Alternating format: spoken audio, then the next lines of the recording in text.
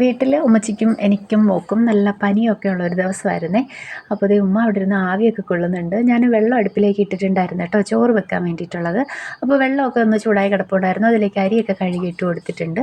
അത് കഴിഞ്ഞ് കുറച്ച് ചുക്ക് കാപ്പി വെക്കാനുള്ള തയ്യാറെടുപ്പാട്ടോ ഈ നടത്തിക്കൊണ്ടിരിക്കുന്നത്. ചുക്ക് നോക്കിയപ്പോഴത്തേക്കും ചുക്കില്ലായിരുന്നു. പിന്നെ ഞാൻ വിചാരിച്ചു ഇഞ്ചി അരിഞ്ഞിടാമെന്ന്. അങ്ങനെ ഇഞ്ചിയും നമ്മുടെ കൃഷ്ണ തുളസിയും പച്ചമല്ലിയും കുറച്ച് കൊച്ചുള്ളിയും എല്ലാം കൂടെയൊക്കെ ഇട്ട് കരിപ്പെട്ടിയും കാപ്പിപ്പൊടിയും ഒക്കെ ഇട്ടിട്ട് തിളപ്പിക്കാനായിട്ട് വെച്ച് കൊടുത്തിട്ടുണ്ട്. അപ്പോഴത്തേക്കും വാപ്പ മീനൊക്കെ കൊണ്ടുവന്നിട്ടുണ്ടായിരുന്നു. ചെറിയ കുഞ്ഞൻ മത്തിയായിരുന്നു കേട്ടോ. അപ്പോൾ അത് ഞാനൊക്കെ വെട്ടി കഴുകി വൃത്തിയാക്കി എടുക്കുന്നുണ്ട്. വറുക്കാനും കറി വെക്കാനും ഒക്കെ ആയിട്ടുള്ളത് മാറ്റിയെടുത്തിട്ടുണ്ട് കേട്ടോ.